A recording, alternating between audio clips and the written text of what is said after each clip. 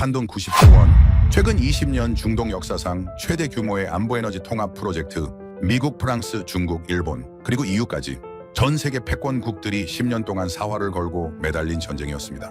이건 무기 몇 대를 파는 장사가 아니었습니다. 향후 30년 중동의 안보와 에너지, 그리고 AI 패권을 누가 쥘 것인가를 결정하는 단 하나의 전략 프로젝트였습니다. 한국은 부품 공급자일 뿐 설계자가 될 수는 없다. 모두가 미국과 유럽의 승리를 점쳤습니다. 재정 위기와 정치 혼란에 빠진 한국은 탈락 1순위, 그저 들러리 취급이었죠.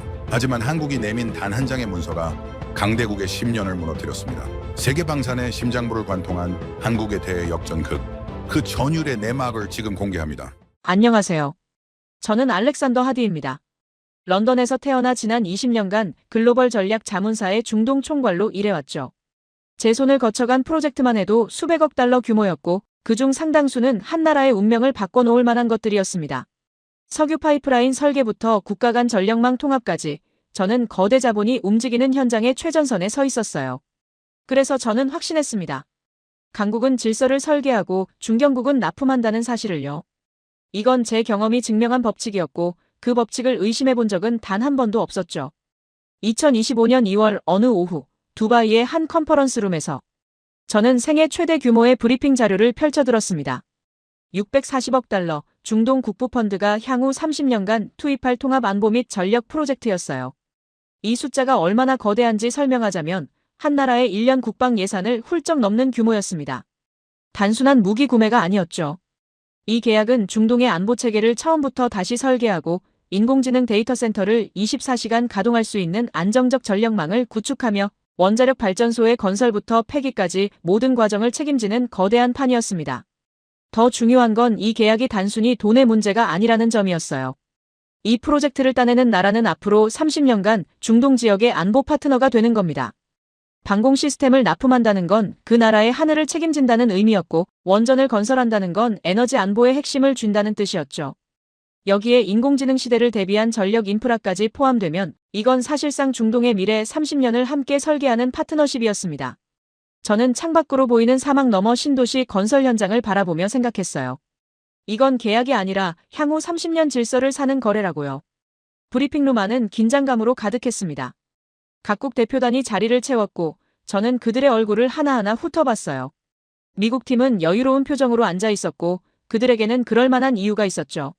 세계 최강의 군사력을 보유한 나라답게 F-35급 전투기와 최첨단 통합방공 네트워크를 이미 준비해뒀으니까요. 프랑스 측 대표인 장피에르 로랑은 서류를 넘기며 무언가를 계산하고 있었습니다. 그는 10년 전부터 이 프로젝트를 준비해온 사람이었고 유럽 원전 기술의 살아있는 역사나 다름없었어요. 중국 국영기업 인사들은 침묵 속에서도 강한 존재감을 드러냈고 일본과 유럽연합의 금융 전문가들은 데이터를 분석하느라 여념이 없었습니다. 그리고 구석 한편 한국 대표단이 조용히 자리를 지키고 있었어요. 저는 그들을 거의 의식하지 않았습니다. 왜냐하면 제 머릿속 계산에서 한국은 애초에 변수가 아니었으니까요. 국부펀드 측 전략기획 책임자인 마야 알하산이 단상에 올랐습니다. 그녀는 중동 최대 국부펀드의 실질적 설계자로 알려진 인물이었고 냉정하고 정확한 판단으로 유명했죠. 마야는 프레젠테이션을 시작하며 프로젝트의 핵심을 설명하기 시작했어요. 첫째, 통합방공 시스템 구축이었습니다. 전투기부터 미사일 방어망까지 하나의 네트워크로 연결된 체계였죠. 둘째, 인공지능 인프라를 위한 안정적 전력 공급이었어요. 데이터 센터 하나가 소비하는 전력이 중소도시 하나와 맞먹는 시대에 이건 단순한 발전소 건설이 아니라 미래 산업의 심장을 만드는 작업이었습니다. 셋째, 원자력 발전소의 건설부터 해체, 폐기물 처리까지 전주기 관리였고 넷째는 제3국과의 공동 진출 가능성까지 포함되어 있었어요. 마야는 화면에 숫자를 띄우며 말했습니다. 우리는 단순히 무기를 사는 게 아니라 30년 후를 설계하는 거라고요. 방산 350억 달러, 전략 투자 290억 달러, 이 두 가지가 따로 움직이는 게 아니라 하나의 통합된 체계로 작동해야 한다고 강조했죠. 그 말을 들으며 저는 고개를 끄덕였습니다. 이런 프로젝트야말로 강대국들의 각축장이 될 테니까요. 왜냐하면 이 정도 규모의 통합 설계를 할 수 있는 나라는 손에 꼽히니까요. 미국 측은 자신감이 넘쳤습니다. 그들의 프레젠테이션은 압도적이었어요. F-35급 전투기와 패트리어트 미사일 시스템, 이지스 통합방공망까지 제시하며 기술력에서는 누구도 따라올 수 없다는 태도를 보였죠. 실제로 그들이 틀린 말을 한 건 아니었습니다. 프랑스의 장피에르는 10년간 준비해온 원전 기술과 유럽 통합방산 시스템을 강조했어요. 그는 경험이 곧 승리라고 믿는 사람이었고 실제로 그의 이력은 그 믿음을 뒷받침했습니다. 아랍에미리트 바라카 원전을 성공적으로 가동시킨 실적이 있었으니까요. 중국은 막대한 자본력을 앞세워 가격 경쟁력을 무기로 삼았고 일본과 EU 연합은 데이터 센터 운영과 금융 솔루션에서 압도적 우위를 주장했죠. 브리핑이 끝나고 각국 대표단은 서로를 의식하며 자리를 떠났습니다. 복도에서 장피에르를 마주쳤을 때 그는 제게 낮은 목소리로 말했어요. 알렉산더, 이번엔 우리가 가져갈 겁니다. 미국 애들은 가격 협상에서 절대 양보 안 하니까요. 저는 웃으며 답했죠. 그럴 수도 있겠지만 미국이 가만히 있을까요? 그리고 중국의 자본력도 만만치 않은데요. 우리는 서로를 견제했지만 한국에 대해서는 한마디도 나누지 않았습니다. 그럴 필요가 없다고 생각했으니까요. 한국은 우리 눈의 경쟁자가 아니었어요. 다음 날 아침, 저는 호텔 사무실에서 쇼트리스트를 검토했습니다. 미국, 프랑스, 중국, 일본과 EU 연합, 그리고 맨 마지막 줄에 한국이라는 이름이 있었어요. 저는 그 이름을 보며 잠시 멈칫했지만 곧 다시 시선을 돌렸습니다. 한국은 변수도 아니었으니까요. 그저 형식상 포함된 이름일 뿐이라고 생각했죠. 아마도 정치적 균형을 맞추기 위한 배려였을 거라고 판단했습니다. 저는 커피를 한 모금 마시며 창밖을 바라봤어요. 사막 위로 아침 햇살이 쏟아지고 있었고 저는 이 거대한 전쟁에서 누가 승자가 될지 계산하기 시작했습니다. 미국의 기술력, 프랑스의 경험, 중국의 자본력, 일본과 EU의 금융 안정성, 이 네 가지 변수를 저울질하며 시나리오를 그렸죠. 하지만 그때 저는 몰랐습니다. 이 전쟁에서 가장 중요한 건 힘이 아니라 설계라는 사실을요. 그리고 가장 과소평가된 이름 하나가 곧 모든 판도를 뒤집을 거라는 사실도요. 640억 달러의 판은 이제 막 시작되었고 진짜 게임은 아직 시작도 하지 않았습니다. 쇼트리스트를 검토하던 그날 오후 저는 마야로부터 긴급 미팅 요청을 받았습니다. 국부펀드 본부 건물 42층 유리로 된 회의실에서 그녀는 한 장의 보고서를 제 앞에 놓았어요. 제목은 간단했습니다. 후보국 신용도 평가였죠. 저는 서류를 펼치며 물었어요. 뭔가 문제라도 있습니까? 마야는 창밖을 바라보며 답했습니다. 한국말입니다. 우리 이사회에서 논란이 있어요. 보고서를 읽어내려가면서 저는 상황을 파악하기 시작했습니다. 2024년 12월 한국에서는 정치적 혼란이 발생했어요. 대통령 탄핵 소추안이 국회를 통과했고 헌법재판소의 심판이 진행 중이었죠. 이건 단순한 정치 뉴스가 아니었습니다. 640억 달러짜리 계약을 30년간 이행해야 하는 나라가 정치적으로 불안정하다는 건 발주처 입장에서는 엄청난 리스크였으니까요. 마야는 태블릿을 켜며 국제신용평가사들의 보고서를 보여줬어요. 한국의 국가신용등급 전망이 부정적으로 전환될 가능성이 제기되고 있었고 일부 투자은행들은 이미 경계 신호를 보내고 있었습니다. 저는 고개를 끄덕이며 말했죠. 당연한 우려입니다. 30년짜리 계약인데 정부가 바뀔 때마다 정책이 뒤집힌다면 누가 믿겠습니까? 마야는 한숨을 쉬며 답했어요. 이사회 일부에서는 한국을 쇼트리스트에서 제외하자는 의견이 나오고 있습니다. 그 말을 듣는 순간 저는 속으로 생각했어요. 그럴 줄 알았다고요. 애초에 한국이 이 판에 끼어있던 게 신기했으니까요. 형식적 배려였다면 이제 그 형식마저 유지할 이유가 없어진 겁니다. 하지만 마야는 거기서 멈추지 않았습니다. 그녀는 또 다른 자료를 꺼냈어요. 한국의 외환 보유액, 재정 건전성, 수출 데이터였죠. 숫자만 보면 한국 경제는 여전히 견고했습니다. 외환 보유액은 4천억 달러가 넘었고 국가 채무 비율도 다른 선진국들에 비해 낮은 편이었어요. 문제는 숫자가 아니라 신뢰였습니다. 마야는 말했죠. 경제 지표는 괜찮습니다. 하지만 우리가 사는 건 경제가 아니라 약속입니다. 30년간 지켜질 약속이요. 그 나라가 지금처럼 혼란스러운 상태에서 그 약속을 지킬 수 있을까요? 저는 잠시 생각에 잠겼습니다.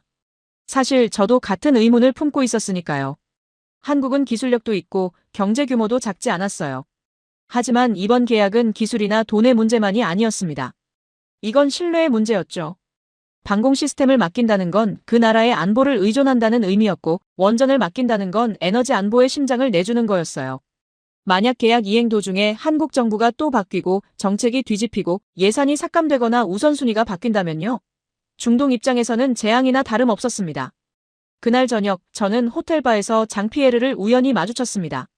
그는 위스키를 홀짝이며 제게 물었어요. 한국 이야기 들었소? 저는 고개를 끄덕이며 답했죠. 들었습니다. 탄핵 정국이라고 하더군요. 장피에르는 피식 웃으며 말했어요. 우리 입장에선 오히려 좋은 일 아니오. 경쟁자가 하나 줄어드는 셈이니까.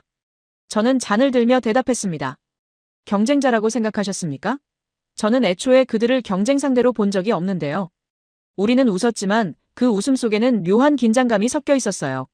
서로를 견제하면서도 한국이라는 변수가 사라지면 우리끼리의 전쟁이 더 치열해질 거라는 걸 알고 있었으니까요. 다음 날 아침 국부펀드는 비공개 청문회를 소집했습니다. 각 후보국 대표단을 개별적으로 불러 질문하는 자리였죠. 저는 옵저버 자격으로 그 자리에 참석했어요. 미국 팀이 먼저 들어갔고 그들은 여유롭게 답변했습니다. 우리는 70년간 중동의 안보 파트너였고 앞으로도 그럴 것이라고요. 프랑스 팀은 바라카 원전 실적을 강조하며 신뢰를 어필했죠. 중국은 1대1로 프로젝트 경험을 내세웠고 일본과 EU 연합은 법적 안정성과 금융 시스템을 강조했습니다. 그리고 한국 대표단이 들어왔습니다. 저는 그들의 표정을 유심히 봤어요. 긴장한 것처럼 보였지만 동시에 묘하게 침착했습니다. 마야가 첫 질문을 던졌죠. 귀국의 정치 상황이 불안정합니다. 30년 계약을 이행할 수 있다는 걸 어떻게 보장하시겠습니까? 한국 대표단의 수석은 잠시 침묵했다가 답했어요. 저희는 정부가 바뀌어도 국가 간 약속은 지켜왔습니다. 지난 70년간 그래왔고 앞으로도 그럴 것입니다.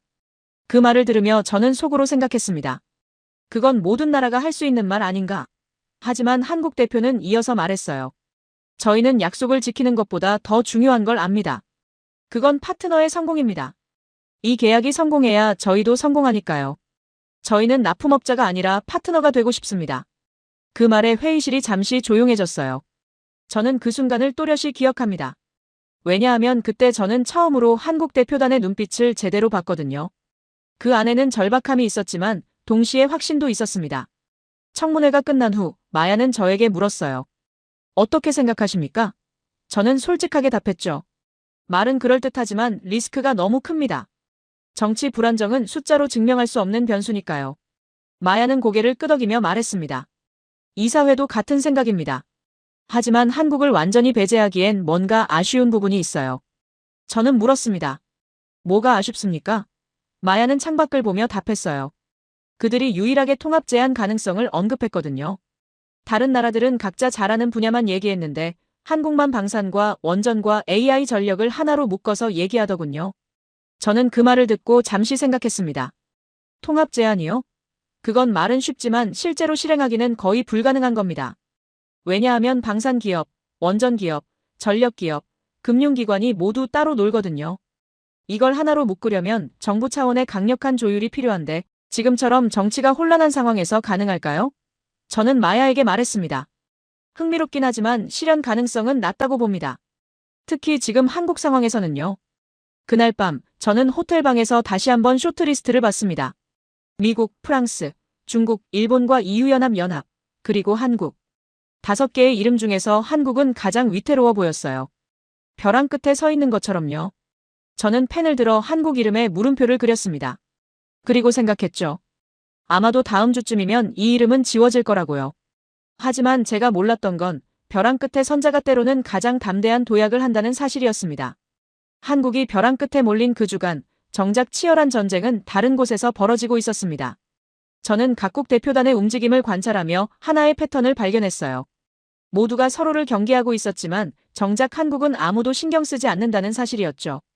이건 마치 사자들이 서로를 으르렁거리는 사이 구석에 있는 작은 동물은 아예 눈에 들어오지 않는 것과 같았습니다. 수요일 오전, 저는 미국 컨소시엄 대표인 제임스 톰슨과 조찬 미팅을 가졌습니다. 그는 국방부 출신으로 중동 방산 시장을 20년 넘게 다뤄온 베테랑이었어요. 톰슨은 에그 베네딕트를 자르며 제게 물었습니다. 프랑스 놈들 움직임 파악했소? 저는 커피를 마시며 답했죠. 장피에르가 이사회 멤버들을 개별적으로 만나고 있다고 들었습니다. 톰슨은 냉소적으로 웃었어요. 역시 프랑스답군. 기술로 못 이기니까 로비로 승부하려는 거지. 하지만 이번엔 안 통할 겁니다. 우리한테는 F-35가 있으니까요. F-35 이야기가 나오자 톰슨의 목소리에 자신감이 실렸습니다. 그는 태블릿을 꺼내 스펙을 보여주며 말했어요. 이건 단순한 전투기가 아닙니다. 통합 네트워크 전체의 두뇌예요. 이 녀석이 하늘에 떠 있으면 모든 방공 시스템이 하나로 연결됩니다. 프랑스가 라팔 전투기를 아무리 자랑해봤자 통합 능력에서는 우리를 따라올 수 없어요. 저는 고개를 끄덕였습니다. 실제로 그 말이 틀리지 않았으니까요. 미국의 기술력은 압도적이었고 특히 네트워크 통합 부분에서는 독보적이었죠. 하지만 톰슨은 거기서 멈추지 않았습니다. 그는 목소리를 낮추며 말했어요. 문제는 중국입니다. 그자들이 말도 안 되는 가격을 제시하고 있어요. 우리 견적의 거의 절반 수준이라고 들었습니다. 저는 물었죠. 국부펀드가 가격에 흔들릴까요? 톰슨은 잠시 생각하더니 답했습니다. 돈이 많다고 가격에 안 흔들리는 건 아니죠. 문제는 중국이 가격만 낮춘 게 아니라는 겁니다. 1대1로 프로젝트로 엮어서 제3국 진출까지 패키지로 제안하고 있다고 하더군요.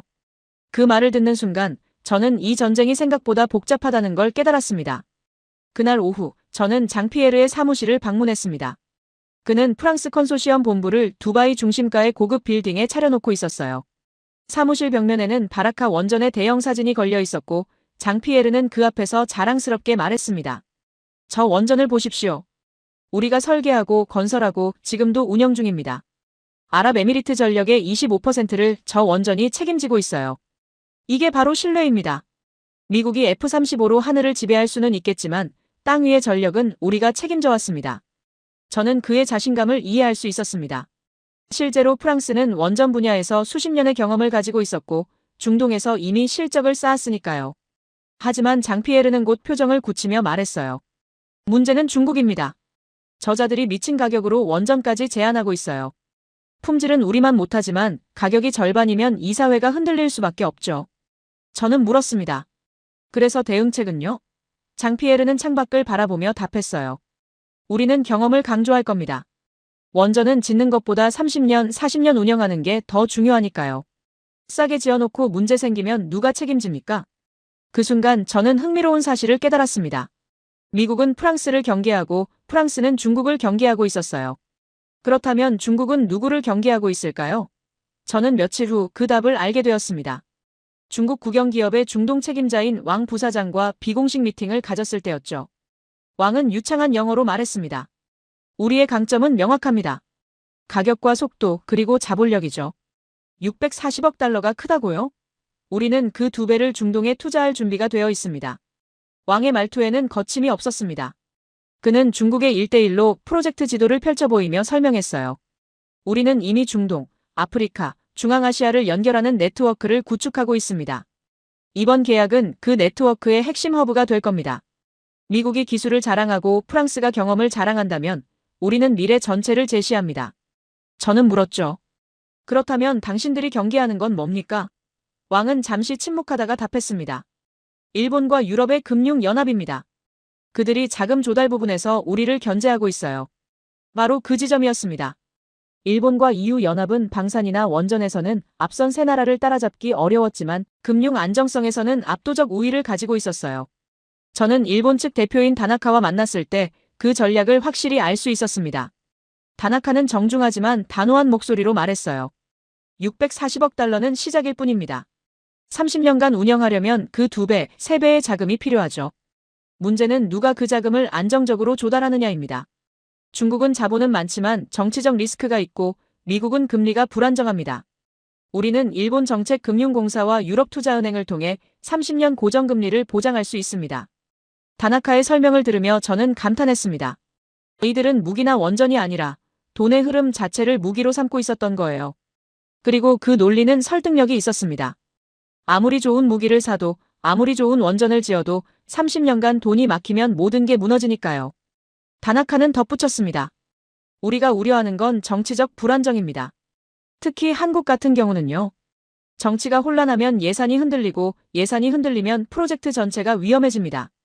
그 말을 듣는 순간 저는 퍼즐 조각이 맞춰지는 느낌을 받았습니다.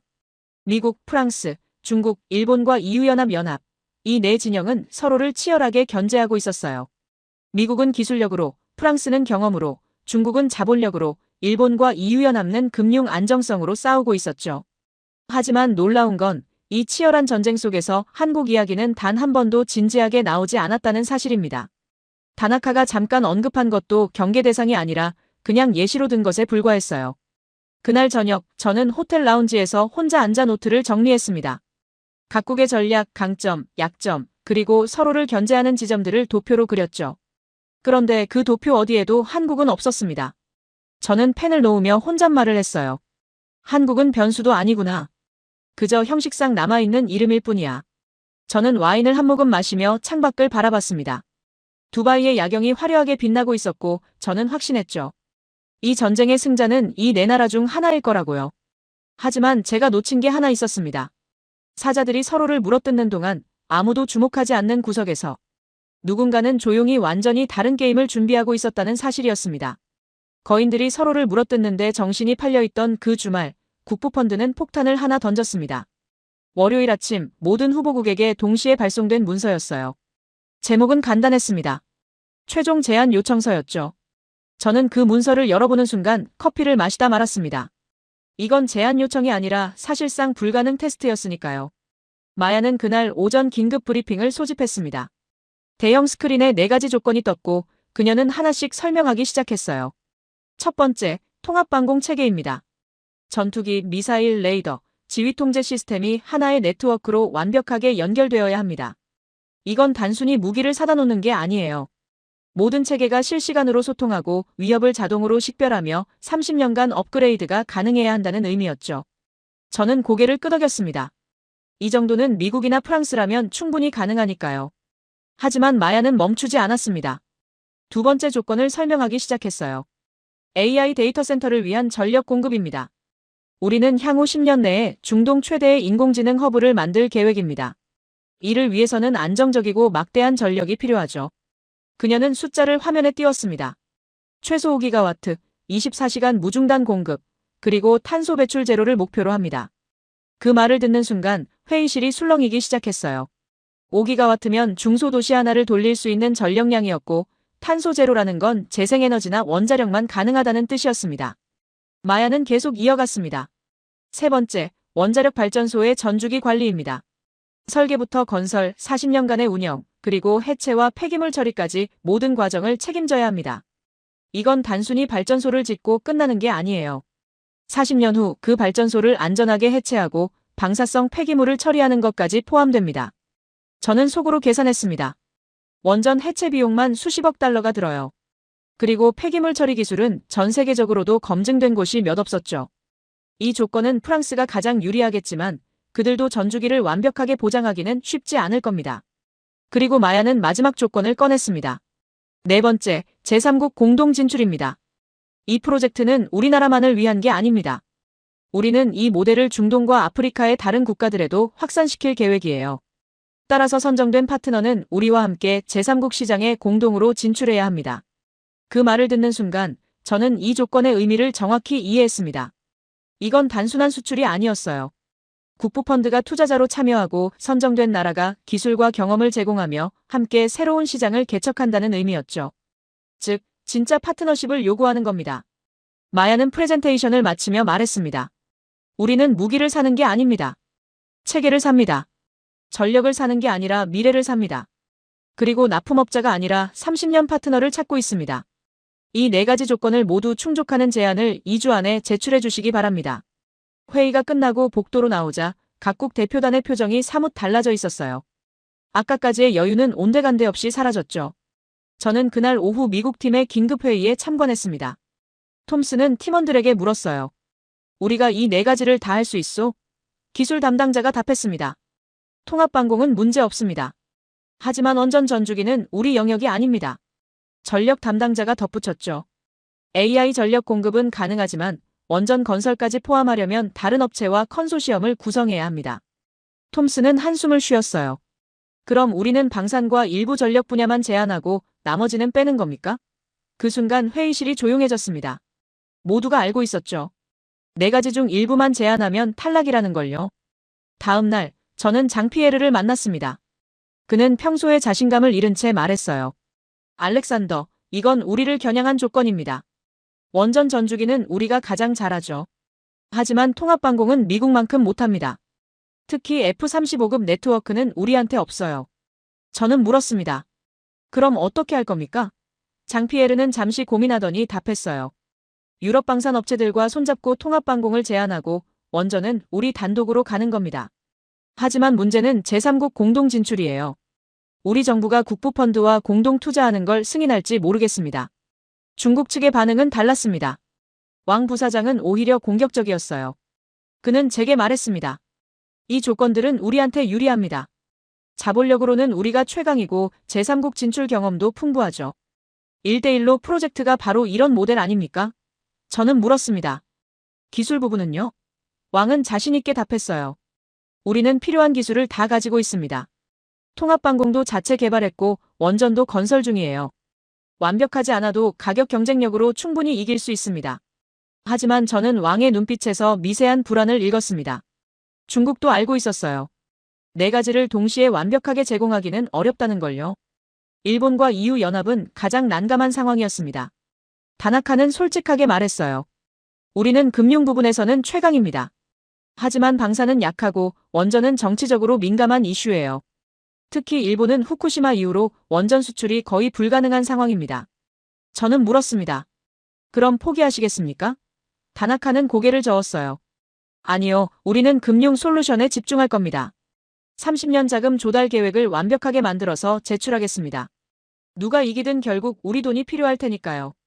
그날 저녁 저는 호텔방에서 각국의 상황을 정리했습니다. 미국은 방산 강자지만 원전이 약했고 프랑스는 원전 강자지만 통합방공이 약했어요. 중국은 자본은 많지만 기술 신뢰도가 낮았고 일본과 EU는 금융은 강하지만 방산과 원전이 약했습니다. 네 거인 모두 일부는 잘하지만 전체를 아우르는 곳은 없었죠. 저는 노트에 적었습니다. 이 조건을 완벽하게 충족할 수 있는 나라는 없다고요. 하지만 그때 문득 마야의 말이 떠올랐습니다. 한국만 통합 제한 가능성을 언급했다는 그 말이요. 저는 고개를 저었습니다. 설마요. 한국이 이 네 가지를 다 할 수 있을 리 없어요. 거인들도 못하는데 말이죠. 저는 창밖을 바라보며 혼잣말했습니다. 불가능한 조건이야. 누구도 이걸 다 충족할 순 없어. 하지만 제가 몰랐던 건 불가능을 가능으로 만드는 건 규모가 아니라 설계라는 사실이었습니다. 불가능한 네 가지 조건이 공개되고 일주일이 지났습니다. 제출 마감까지 남은 시간은 72시간, 각국 대표단은 마지막 스퍼트를 올리고 있었어요. 저는 그 치열한 현장을 지켜보며 하나의 패턴을 발견했습니다. 모두가 조각을 맞추려 애쓰고 있지만 완전한 그림을 그리는 곳은 없다는 사실이었죠. 수요일 밤 11시, 저는 미국 팀의 최종 점검 회의에 참석했습니다. 톰슨은 피곤한 얼굴로 최종 제안서를 검토하고 있었어요. 통합방공 시스템 완벽합니다. F-35 12대, 패트리어트 미사일 6개 포대, 이지스 레이더망까지 포함했죠. AI 전력 공급도 우리 전력 기업과 협력해서 태양광 발전 단지 제안을 넣었습니다. 하지만 문서를 넘기던 톰슨의 손이 멈췄어요. 원전 부분이었습니다. 저는 물었죠. 원전은 어떻게 하셨습니까? 톰슨은 한숨을 쉬며 답했습니다. 웨스팅하우스와 협의했지만 전주기 보장은 불가능하다고 하더군요. 그래서 원전은 빼고 대신 LNG 발전소를 제안했습니다. 그 순간 저는 알았습니다. 미국의 제안은 불완전하다는 걸요. 아무리 F-35가 뛰어나도 네 가지 조건 중 하나를 빼면 탈락 위험이 크니까요. 톰슨도 그걸 알고 있었어요. 그는 쓴웃음을 지으며 말했습니다. 우리가 할 수 있는 최선입니다. 완벽하지는 않지만 그래도 방산에서는 누구도 우리를 못 이기죠. 저는 고개를 끄덕였지만 속으로는 걱정이 됐습니다. 이번 계약은 부분 우수가 아니라 통합 완성도를 보는 건데 말이죠. 목요일 오전, 프랑스 팀의 상황도 크게 다르지 않았습니다. 장피에르는 자신만만하게 원전 부분을 설명했어요. 우리는 APR 1400 기반의 차세대 원전 사기를 제안합니다. 건설부터 40년 운영, 해체, 폐기물 처리까지 전주기를 책임지죠. 바라카 원전 경험이 있으니 신뢰도는 검증됐습니다. 하지만 통합방공 부분으로 넘어가자 그의 목소리가 조금 낮아졌어요. 라팔 전투기와 유럽 미사일 방어 시스템을 제안했지만 솔직히 미국의 F-35 네트워크만큼은 아닙니다. 저는 물었습니다. 그럼 어떻게 승부하시겠습니까? 장피에르는 서류를 넘기며 답했어요. 우리는 경험과 신뢰로 승부합니다. 10년 준비했고 이미 중동에서 검증됐으니까요. 하지만 제가 보기에 프랑스 제안도 완벽하지 않았습니다. 원전은 최고 수준이지만 방산이 약했고 무엇보다 제3국 공동 진출 부분이 구체적이지 않았어요. 장피에르는 그 부분을 대충 넘어가려 했지만 저는 알 수 있었죠. 프랑스 정부가 국부펀드와의 공동 투자를 승인하지 않았다는 걸요. 결국 프랑스도 네 가지 중 완벽한 건 원전 하나뿐이었습니다. 중국은 다른 방식으로 접근했습니다. 왕 부사장은 목요일 오후 제게 자신만만하게 말했어요. 우리는 물량으로 압도합니다. 전투기 20대, 원전 6기, 태양광 발전 단지까지 포함해서 총 580억 달러에 제한합니다. 다른 나라들보다 100억 달러 이상 싸죠. 저는 서류를 검토하며 물었습니다. 품질 검증은 어떻게 하셨습니까? 왕은 잠시 머뭇거리다 답했어요. 우리 전투기와 원전은 이미 중국 내에서 운용 중입니다. 국제적 검증이 부족하다는 지적은 인정하지만 가격과 속도로 충분히 커버할 수 있습니다. 그 말을 듣는 순간 저는 확신했습니다. 중국의 약점은 신뢰도라는 걸요. 640억 달러짜리 30년 계약에서 검증되지 않은 기술은 치명적인 약점이었죠. 그리고 목요일 저녁, 저는 우연히 한국 대표단이 머무는 호텔 비즈니스 센터를 지나가게 됐습니다. 늦은 시간인데도 불이 환하게 켜져 있었어요. 호기심에 창문 너머를 슬쩍 봤는데 한국 팀원들이 대형 스크린 앞에서 뭔가를 격렬하게 토론하고 있었습니다. 저는 멈춰섰어요. 저 사람들은 도대체 뭘 준비하고 있는 걸까? 하지만 곧 고개를 저었습니다. 어차피 한국은 변수가 아니니까요. 금요일 아침, 마감 24시간 전, 저는 마야로부터 연락을 받았습니다. 그녀는 급한 목소리로 말했어요. 한국 측에서 특이한 요청이 왔습니다. 최종 제안서 제출 전에 30분간 프레젠테이션 시간을 달라고 하더군요. 저는 물었죠. 다른 나라들도 그런 요청했습니까? 마야는 답했습니다. 아니요, 한국만 요청했어요. 이상하죠? 보통은 서류로만 제출하는데 말이에요. 저는 잠시 생각했습니다. 뭔가 특별한 카드가 있는 걸까? 아니면 그냥 필사적인 시도일까? 마야는 덧붙였어요. 허락했습니다. 내일 오전 9시에 프레젠테이션 하기로 했어요. 당신도 참석하시겠습니까? 토요일 아침 9시, 저는 국부펀드 본부 회의실에 들어섰습니다. 마야와 이사회 핵심 멤버 5명이 자리에 앉아 있었고 한국 대표단이 준비를 마친 상태였어요.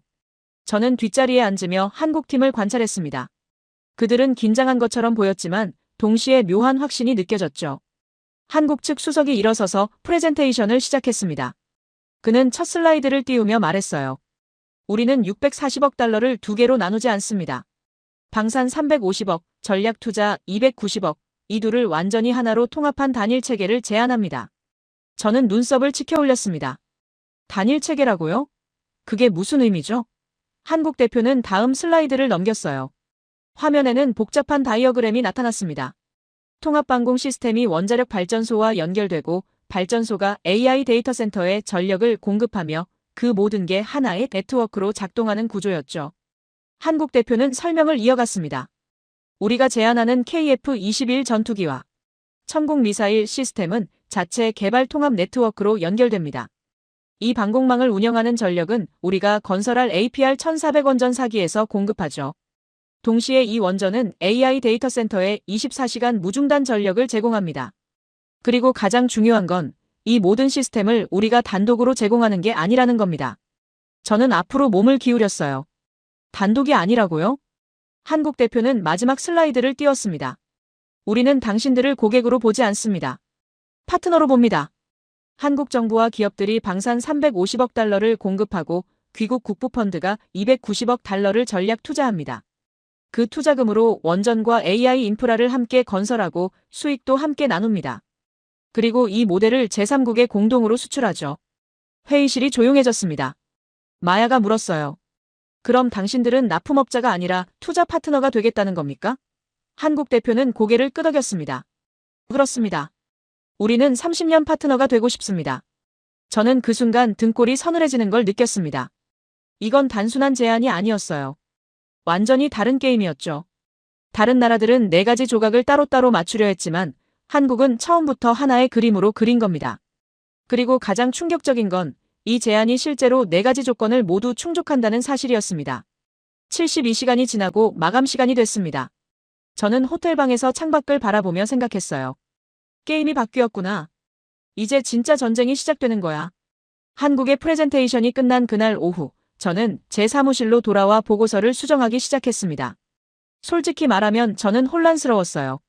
20년간 이 업계에서 일하며 쌓아온 확신이 흔들리고 있었으니까요. 강국은 질서를 설계하고 중견국은 납품한다는 제 공식이 무너지는 순간이었죠. 저는 노트북 화면을 보며 한참을 고민했습니다. 이 보고서에 뭐라고 써야 할까? 한국의 제안을 진지하게 분석해야 할까? 아니면 여전히 미국이나 프랑스가 유리하다고 써야 할까? 그때 마야로부터 전화가 왔습니다. 알렉산더, 긴급 회의입니다. 지금 당장 오실 수 있으세요?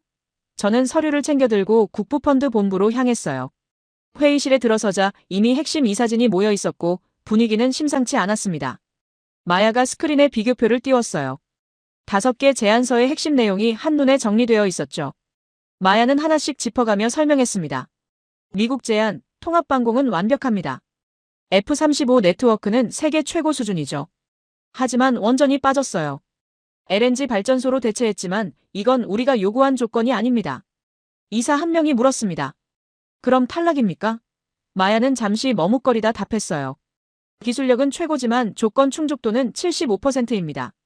저는 속으로 생각했죠. 75%면 사실상 탈락이나 마찬가지라고요. 프랑스 제안으로 넘어갔습니다. 마야는 말했어요. 원전 전주기는 완벽합니다. 바라카 실적이 있고 40년 운영부터 해체까지 책임진다고 보장했죠. 하지만 통합방공이 약합니다. 라팔 전투기는 우수하지만 F-35급 네트워크 통합은 불가능해요. 또 다른 이사가 물었습니다. 제3국 공동 진출은요? 마야는 서류를 넘기며 답했어요. 구체성이 부족합니다. 프랑스 정부의 명확한 투자 약속이 없어요. 조건 충족도 70%로 평가됩니다. 회의실이 술렁였습니다. 10년 준비한 프랑스마저 70%라니요. 중국 제안 차례였습니다. 마야는 화면을 넘기며 말했어요. 가격은 가장 쌉니다. 580억 달러로 물량도 가장 많죠. 하지만 기술 검증이 부족합니다. 제2-20 전투기와 화룡 원전 모두 국제적 실적이 거의 없어요. 제3국 공동 진출 경험은 풍부하지만 정치적 리스크가 있습니다. 한 이사가 날카롭게 물었습니다. 30년 파트너십을 맺을 수 있겠습니까? 마야는 솔직하게 답했어요. 불확실합니다. 조건 충족도 65%입니다. 저는 고개를 끄덕였습니다. 중국의 약점은 역시 신뢰였죠. 일본과 EU 연합은 더 낮았습니다. 마야는 간단히 정리했어요. 금융 솔루션은 최고 수준입니다. 30년 고정금리, 완벽한 자금 조달 계획이죠. 하지만 방산과 원전이 모두 약합니다. 사실상 금융 파트너 제안에 가깝습니다. 조건 충족도 50%. 저는 숫자를 보며 정리했습니다. 미국 75, 프랑스 70, 중국 65, 일본과 EU 연합 50. 그 어느 곳도 완벽하지 않았어요. 그리고 마야는 마지막 슬라이드를 띄웠습니다. 한국 제안이었죠. 화면에 숫자가 나타났고 저는 그 숫자를 보는 순간 숨이 멎는 것 같았습니다. 조건 충족도 95%. 마야는 하나씩 설명하기 시작했어요. 통합방공, KF-21과 천공 시스템으로 자체 네트워크 구축 가능합니다. F-35만큼은 아니지만 충분히 검증됐죠. 원전 전주기 APR-1400은 이미 UAE 바라카에서 운영 중이고 한국 내 실적도 풍부합니다. AI 전력 공급, 원전 사기로 24시간 무중단 가능합니다. 제3국 공동 진출, 국부펀드와 공동 투자 구조를 명확히 제시했습니다. 한 이사가 물었습니다. 그럼 한국이 가장 우수하다는 겁니까? 마야는 잠시 망설이다 답했어요. 개별 기술로 보면 미국이나 프랑스가 더 앞섭니다. 하지만 통합 설계로 보면 한국만 4가지를 모두 하나의 체계로 연결했습니다. 다른 나라들은 조각을 모았지만 한국은 완성된 그림을 그렸어요. 그 말을 듣는 순간 저는 제가 쓰던 보고서를 완전히 다시 써야 한다는 걸 깨달았습니다. 회의가 끝난 후 저는 복도에서 장피에르와 마주쳤습니다. 그의 얼굴은 창백했어요. 그는 제게 낮은 목소리로 물었습니다. 들었소? 한국이 95%라고 하던데요. 저는 고개를 끄덕였죠. 들었습니다. 장피에르는 한숨을 쉬며 말했어요. 10년입니다. 우리가 이 프로젝트를 준비한 시간이요. 바라카 원전을 성공시키고 관계를 쌓고 모든 걸 준비했는데 한국 놈들이 뒤늦게 나타나서 다 가져간단 말이요. 저는 답할 말이 없었습니다. 사실이었으니까요. 그날 저녁 저는 톰슨으로부터 전화를 받았습니다. 그의 목소리는 차분했지만 긴장감이 느껴졌어요. 알렉산더, 내부 정보 들었소? 한국이 1순위로 올라갔다던데요. 저는 조심스럽게 답했습니다. 공식 발표는 아니지만 이사회 분위기가 그렇습니다. 톰슨은 잠시 침묵하더니 말했어요. 믿기지 않는군요. 우리가 F-35를 들고 왔는데 한국 전투기한테 진다니요. 저는 말했습니다. 개별 성능이 아니라 통합 설계에서 진 겁니다. 톰슨은 쓴웃음을 지었어요. 그게 더 황당하군요. 다음 날 아침 저는 마야를 만났습니다. 그녀는 커피를 마시며 말했어요. 이사회가 분열되고 있습니다. 절반은 한국안을 지지하지만 나머지 절반은 위험하다고 봐요. 저는 물었죠. 뭐가 위험합니까? 마야는 답했습니다. 정치 불안정이요. 한국은 아직 탄핵 정국이 완전히 해결되지 않았어요. 만약 계약 후에 정부가 바뀌고 정책이 뒤집힌다면요? 그건 우리한테 재앙입니다. 저는 고개를 끄덕였습니다. 그 우려는 타당했으니까요. 하지만 마야는 이어서 말했어요. 반대로 지지파들은 이렇게 말합니다. 한국은 지난 70년간 정부가 여러 번 바뀌었지만 국제계약은 한 번도 파기하지 않았다고요. 오히려 정치가 혼란할 때일수록 국가 신뢰를 지키려 더 노력했다고 주장하죠. 저는 물었습니다. 당신 생각은 어떻습니까? 마야는 창밖을 바라보며 답했어요. 저는 숫자를 믿습니다. 95%라는 숫자를요. 다른 나라들은 75%도 못 넘겼어요. 20% 차이는 리스크를 감수할 만한 가치가 있습니다. 그날 오후 저는 사무실로 돌아와 최종 보고서를 작성하기 시작했습니다. 저는 키보드 앞에 앉아 오랫동안 고민했어요. 20년 경력의 자문사로서 제가 내릴 결론은 무엇일까? 저는 타이핑을 시작했습니다. 한국의 제안은 기술적으로 완벽하지 않습니다. 그러나 통합 설계에서는 유일하게 4가지 조건을 모두 충족합니다. 정치적 리스크는 존재하지만 70년 계약 이행 기록이 이를 뒷받침합니다. 그리고 마지막 문장을 썼죠. 이번 계약의 핵심은 기술이 아니라 파트너십입니다. 한국만이 진정한 파트너가 되려 했습니다. 보고서를 저장하며 저는 깨달았습니다. 제 확신이 완전히 무너졌다는 걸요. 강국은 질서를 설계한다는 제 공식은 틀렸어요. 진짜 질서는 가장 큰 나라가 아니라 가장 완성된 그림을 그린 나라가 설계하는 거였습니다. 그리고 이번에 그 나라는 한국이었죠. 저는 창밖을 바라보며 생각했습니다. 균열은 이미 시작됐어요. 거인들의 오만이 무너지고 있었고 새로운 질서가 만들어지고 있었습니다. 이제 남은 건 최종 발표뿐이었죠. 균열이 시작된 지 일주일 후 국부펀드는 중간 발표를 예고했습니다. 최종 결정 전에 1차 선정 결과를 공개한다는 거였어요. 저는 그 소식을 듣고 긴장했습니다. 중간 발표라는 건 사실상 방향을 정했다는 의미였으니까요. 월요일 아침 국부펀드 본부 대강당에는 각국 대표단과 언론사들이 모여들었습니다. 저는 뒷좌석에 앉아 분위기를 살폈어요. 미국 팀은 여전히 자신감 있는 표정이었고 프랑스 측은 긴장한 기색이 역력했습니다. 중국은 무표정했고 일본과 EU 연합은 이미 포기한 듯 보였죠. 그리고 한국 대표단은 조용히 앞쪽에 앉아 있었습니다. 마야가 단상에 올랐습니다. 그녀는 간단한 인사말 후 바로 본론으로 들어갔어요. 우리는 지난 2주간 5개 제안서를 면밀히 검토했습니다. 모든 제안이 우수했지만 우리가 제시한 4가지 조건을 완벽히 충족하는 제안은 많지 않았습니다. 회장안이 숨죽였어요. 마야는 화면을 넘기며 말했습니다. 오늘 우리는 방산 부문 우선 협상 대상자를 발표하고자 합니다. 그 말에 저는 앞으로 몸을 기울였습니다. 방산 부문 우선 협상 대상자라고요? 전체가 아니라 방산만이요? 마야는 설명을 이어갔습니다. 640억 달러 프로젝트는 크게 두 부문으로 나뉩니다. 방산 350억 달러, 전략 투자 290억 달러죠. 우리는 이 두 부문을 하나의 패키지로 진행할 계획이지만 안보의 중요성을 고려해 방산 부문을 먼저 확정하기로 했습니다. 저는 고개를 끄덕였어요. 합리적인 결정이었습니다. 방공 시스템은 국가 안보의 핵심이니까 신중하게 선택해야 했죠. 마야는 잠시 멈췄다가 말했습니다. 방산 부문 350억 달러 우선 협상 대상자는 대한민국입니다. 회장안이 술렁이기 시작했습니다. 톰슨의 얼굴이 굳어졌고 장피에르는 눈을 감았어요. 중국 측은 서류를 덮었고 일본과 EU 연합은 예상했다는 듯 담담했습니다. 저는 한국 대표단을 봤어요.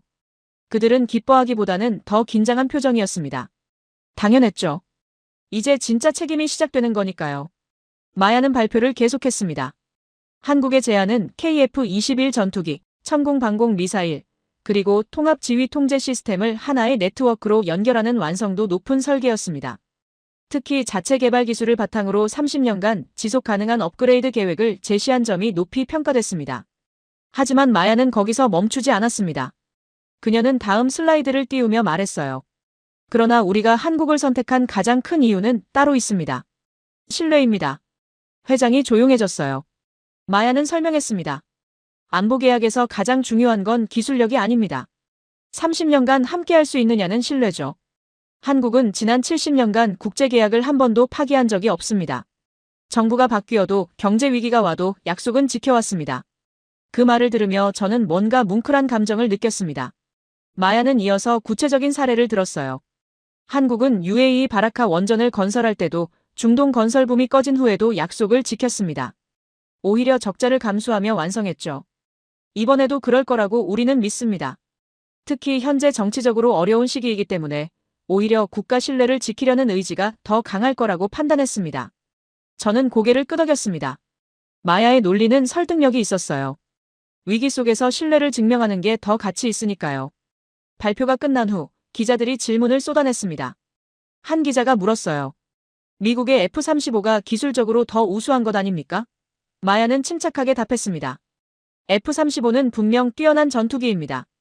하지만 우리가 원한 건 단순히 최고 성능의 전투기가 아니라 통합체계였습니다. 한국은 전투기, 미사일, 레이더를 하나의 자체 네트워크로 연결했고 이는 30년간 우리가 독립적으로 운영할 수 있다는 의미입니다. 다른 기자가 물었습니다. 정치 불안정은 우려하지 않습니까? 마야는 답했어요. 우려는 있었습니다. 하지만 한국의 70년 이행 기록이 그 우려를 상쇄했습니다. 신뢰는 기술보다 무겁습니다. 회견이 끝나고 저는 복도에서 톰슨을 마주쳤습니다. 그는 쓴웃음을 지으며 말했어요. 알렉산더, 우리가 졌소. F-35로도 못 이겼어. 저는 조심스럽게 답했습니다. 개별 무기가 아니라 시스템 싸움이었습니다. 톰슨은 고개를 저었어요. 인정합니다. 우리는 최고의 무기를 팔려 했지만 한국은 파트너가 되려 했죠. 그게 차이였어. 저는 그의 어깨를 가볍게 두드렸습니다. 톰슨은 멀어지며 혼잣말처럼 말했어요. 앞으로 우리도 전략을 바꿔야겠군. 장피에르의 반응은 달랐습니다. 저는 그날 저녁 그를 만났는데 그는 분노로 떨고 있었어요. 10년입니다. 10년을 준비했는데 한국 놈들한테 다 뺏겼어. 저는 조용히 듣고 있었습니다. 장피에르는 와인을 마시며 말했어요. 바라카 원전을 성공시켰을 때 우리가 다음 계약도 따낼 거라고 확신했습니다. 경험이 곧 승리라고 믿었죠. 하지만 틀렸어요. 저는 물었습니다. 이제 어떻게 하실 겁니까? 장피에르는 한숨을 쉬며 답했어요. 290억 달러 전략 투자 부문이 남았습니다. 원전으로 다시 도전하겠어요.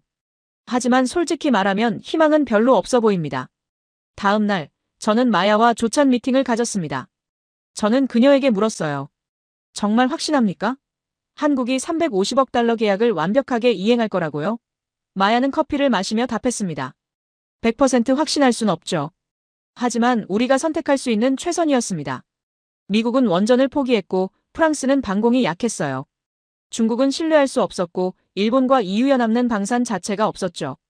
한국만이 모든 조각을 맞췄습니다. 저는 고개를 끄덕였습니다. 논리적으로는 맞는 선택이었어요. 마야는 이어서 말했습니다. 그리고 알렉산더, 솔직히 말하면 저는 한국의 절박함을 믿습니다. 그들은 지금 국제사회에서 신뢰를 증명해야 하는 상황이에요. 그래서 더 완벽하게 이행할 겁니다. 실패는 그들에게 선택지가 아니니까요. 저는 그 말을 듣고 무릎을 쳤습니다. 맞아요. 한국은 지금 잃을 게 너무 많았습니다. 그래서 오히려 더 신뢰할 수 있었죠. 그날 오후, 저는 한국 대표단의 수석과 짧은 대화를 나눴습니다. 저는 축하한다고 말했고 그는 고개를 숙이며 답했어요. 축하받을 일이 아닙니다. 이제 시작일 뿐이죠. 350억 달러는 큰 돈이지만 책임은 그보다 더 무겁습니다. 30년간 중동의 하늘을 지켜야 하니까요. 저는 그의 눈빛을 봤습니다. 거기엔 기쁨이 아니라 각오가 담겨 있었어요. 저는 물었습니다. 자신 있습니까? 그는 답했습니다. 자신감이 아니라 책임감입니다. 우리는 약속을 지킬 겁니다. 반드시요. 저는 호텔로 돌아와 창밖을 바라봤습니다. 두바이의 밤하늘이 반짝이고 있었고 저는 생각했어요. 350억 달러의 신뢰. 한국은 돈이 아니라 신뢰를 얻은 겁니다. 그리고 그 신뢰는 기술보다, 경험보다, 자본보다 무거웠죠. 이제 남은 건 290억 달러 전략 투자 부문이었습니다. 과연 한국이 완전한 승리를 거둘 수 있을까요? 저는 확신할 수 없었지만 한 가지는 분명했습니다. 게임은 이미 바뀌었고 한국은 그 변화의 중심에 서 있었습니다. 방산 350억 달러 계약 발표 후 2주가 지났습니다. 이제 모든 시선은 마지막 퍼즐 조각인 290억 달러 전략 투자 부문에 쏠려 있었어요. 저는 그 2주 동안 각국의 움직임을 지켜봤습니다. 프랑스는 원전에 모든 걸 걸고 마지막 제안을 준비하고 있었고 중국은 가격을 더 낮추며 반격을 시도했죠. 미국과 일본과 EU연합는 사실상 포기한 상태였습니다. 그리고 한국은 조용했어요. 너무 조용해서 오히려 불안할 정도였죠. 목요일 아침 마야로부터 전화가 왔습니다. 최종 발표가 내일입니다. 참석하시겠습니까? 저는 당연하다고 답했어요. 이 프로젝트의 끝을 보고 싶었으니까요. 그날 밤 저는 잠을 제대로 이루지 못했습니다. 20년 경력 동안 수많은 계약 현장을 봤지만 이번만큼 제 확신이 흔들린 적은 없었거든요. 강국이 질서를 설계한다는 제 공식은 이미 무너졌지만 과연 한국이 완전한 승리를 거둘 수 있을까요? 아니면 프랑스가 원전으로 역전할까요? 금요일 오전 10시 국부펀드 본부 대강당은 2주 전보다 더 많은 사람들로 가득 찼습니다. 이번엔 국제 언론사들까지 몰려들었어요. 640억 달러 계약이 중동 안보 질서를 바꿀 수 있다는 분석 때문이었죠. 저는 같은 자리에 앉아 단상을 바라봤습니다. 마야가 올라왔고 그녀 옆에는 국부펀드 회장이 함께 있었어요. 이례적이었습니다. 회장이 직접 나온다는 건 이번 발표가 그만큼 중요하다는 의미였죠. 회장이 먼저 입을 열었습니다. 지난 3개월간 우리는 인류 역사상 가장 복잡한 계약 중 하나를 설계했습니다. 640억 달러 30년 파트너십, 그리고 중동의 미래 안보와 에너지를 결정할 프로젝트였죠. 많은 훌륭한 제안들이 있었고 선택은 쉽지 않았습니다. 회장은 잠시 멈췄다가 말했어요. 하지만 우리는 깨달았습니다. 이 계약은 단순히 무기나 발전소를 사는 게 아니라 30년 후 우리가 어떤 나라가 될지를 결정하는 일이라는 걸요. 마야가 스크린을 켰습니다. 화면에는 최종 통합 계약서의 구조가 나타났어요. 방산 350억 달러는 이미 한국으로 확정됐고 이제 290억 달러 전략 투자 부문이 남아 있었습니다. 마야는 설명했습니다. 전략 투자 부문은 원자력 발전소 사기, AI 데이터 센터, 그리고 제3국 공동 진출 프로젝트를 포함합니다. 우리는 이 부문을 방산과 분리해서 발주할 수도 있었습니다. 실제로 많은 자문사들이 그렇게 권했죠. 저는 고개를 끄덕였습니다. 제가 그렇게 권한 사람 중 하나였으니까요. 하지만 마야는 이어서 말했어요. 우리는 다른 선택을 했습니다. 왜냐하면 한 나라만이 이 두 부문을 진정으로 하나로 통합할 수 있다고 판단했기 때문입니다. 회장안이 숨죽였습니다. 마야는 다음 슬라이드를 넘겼어요. 640억 달러 전체 계약, 방산 350억과 전략 투자 290억을 포함한 통합 패키지의 최종 파트너는 대한민국입니다. 회장이 폭발했습니다. 박수가 터져나왔고 카메라 플래시가 번쩍였어요. 저는 한국 대표단을 봤습니다. 그들은 일어서서 깊게 인사했지만 얼굴에는 환희보다 엄숙함이 더 짙었습니다. 마야는 발표를 계속했습니다. 우리가 한국을 선택한 이유는 세 가지입니다. 첫째, 통합 설계 능력입니다. 한국만이 방공 시스템, 원자력 발전, AI 전력망을 하나의 체계로 연결했습니다. 둘째, 파트너십 구조입니다. 한국은 우리를 고객이 아니라 투자 파트너로 대했습니다. 수익도 함께 나누고 리스크도 함께 지겠다고 했죠. 셋째, 신뢰입니다.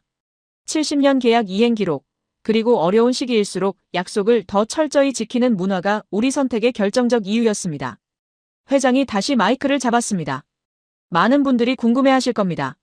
왜 기술력 최고인 미국이나 경험 많은 프랑스가 아니냐고요. 솔직히 말씀드리면 개별 무기로는 미국이 최고였습니다. 원전으로는 프랑스가 최고였죠. 하지만 우리가 원한 건 부분의 합이 아니라 완전한 하나였습니다. 회장은 화면을 가리키며 말했어요. 한국은 이 모든 걸 처음부터 하나로 설계했습니다. 그게 차이였습니다. 저는 그 말을 들으며 고개를 끄덕였습니다. 정확한 분석이었어요. 기자 질문 시간이 시작됐습니다. 한 기자가 물었어요. 한국의 정치 불안정은 어떻게 극복했습니까? 회장이 답했습니다. 우리는 정부가 아니라 국가와 계약합니다. 한국이라는 국가는 70년간 단 한 번도 국제 약속을 어기지 않았습니다. 정부는 바뀌어도 국가의 약속은 지속됩니다. 다른 기자가 물었습니다. 640억 달러 전체를 한 나라에 주는 게 리스크 아닙니까? 마야가 답했어요. 오히려 분산이 더 큰 리스크입니다. 방사는 미국, 원전은 프랑스, 금융은 일본, 이렇게 나누면 조율이 불가능해집니다. 통합이 핵심이었고 한국만 그걸 할 수 있었습니다. 회견이 끝나고 저는 복도로 나왔습니다. 장피에르가 벽에 기대서 있었어요. 그는 저를 보며 쓴웃음을 지었습니다. 끝났군요. 완전히요. 저는 뭐라 위로해야 할지 몰랐습니다. 장피에르는 말했어요. 인정합니다. 우리는 최고의 원전을 만들 수 있지만 한국은 최고의 그림을 그렸어요. 그게 세상이 원하는 거였군요. 그는 돌아서며 말했습니다. 알렉산더, 당신이 옳았어요. 강국이 질서를 만드는 게 아니라 질서를 설계하는 나라가 강국이 되는 거였어요. 저는 호텔 사무실로 돌아와 최종 보고서를 작성했습니다. 제목은 간단했어요. 질서의 설계자. 저는 타이핑을 시작했습니다. 640억 달러 중동 통합 안보 프로젝트는 대한민국이 수주했다. 이는 단순한 계약 이상의 의미를 갖는다. 20세기 질서는 강대국이 설계하고 중견국이 따랐다. 그러나 21세기 질서는 다르다. 규모가 아니라 통합 능력, 기술이 아니라 파트너십, 과거가 아니라 신뢰가 승리한다. 한국은 이 모든 걸 증명했다. 저는 문장을 이어갔습니다. 미국은 F-35를 가져왔고 프랑스는 10년 경험을 가져왔으며 중국은 막대한 자본을 가져왔다. 그러나 한국은 완성된 그림을 가져왔다. 방공, 원전, AI, 금융을 하나로 묶은 통합 설계였다. 다른 나라들이 조각을 판매하는 동안 한국은 시스템을 설계했다. 그리고 가장 중요한 건 한국은 고객을 파트너로 만들었다. 이것이 21세기 계약의 새로운 기준이 될 것이다. 마지막 문장을 쓸 때 저는 잠시 멈춰 생각했습니다. 그리고 타이핑했어요. 이 프로젝트를 통해 나는 배웠다. 강국은 많았다. 미국, 프랑스, 중국, 일본, 유럽까지. 그러나 질서를 설계한 나라는 하나였다. 그 나라는 가장 늦게 왔고 가장 과소평가됐으며 가장 위기에 처해 있었다. 하지만 그 나라가 이겼다. 왜냐하면 그들은 이기는 방법을 알았기 때문이다. 부분이 아니라 전체로, 판매가 아니라 파트너십으로, 오만이 아니라 신뢰로. 저는 보고서를 저장하고 창밖을 바라봤습니다. 두바이의 저녁 하늘이 붉게 물들고 있었어요. 저는 생각했습니다. 이 계약은 끝이 아니라 시작이구나. 한국은 이제 30년간 중동의 하늘을 지키고 전력을 책임지며 미래를 함께 만들어갈 겁니다. 그리고 그 과정에서 세계는 배우게 될 거예요. 21세기 질서는 힘이 아니라 설계로 만들어진다는 걸요. 며칠 후, 저는 한국으로 돌아가는 대표단을 공항에서 우연히 마주쳤습니다. 수석 대표에게 마지막 인사를 건넸죠. 축하합니다. 역사를 만드셨습니다. 그는 고개를 숙이며 답했어요. 역사를 만든 게 아닙니다. 이제 약속을 지켜야 합니다. 30년은 길어요. 저는 그의 손을 잡으며 말했습니다. 당신들은 해낼 겁니다. 왜냐하면 당신들은 이미 증명했으니까요. 신뢰는 기술보다 무겁다는 걸요. 비행기가 이륙하는 걸 보며 저는 깨달았습니다. 제 20년 경력이 완전히 새로 쓰여졌다는 걸요. 이제 저는 고객들에게 이렇게 조언할 겁니다. 강국과 계약하지 마세요. 질서를 설계할 수 있는 나라와 계약하세요. 그리고 그 나라는 반드시 가장 큰 나라가 아닐 수도 있습니다. 때로는 가장 과소평가된 나라가 가장 완성된 그림을 그릴 수 있으니까요. 640억 달러의 전쟁은 끝났습니다. 그리고 승자는 누구도 예상하지 못한 나라였죠. 하지만 돌이켜보면 당연한 결과였습니다. 왜냐하면 한국만이 처음부터 전쟁이 아니라 파트너십을 준비했으니까요. 질서의 설계자, 그게 한국이 얻은 새로운 이름이었습니다.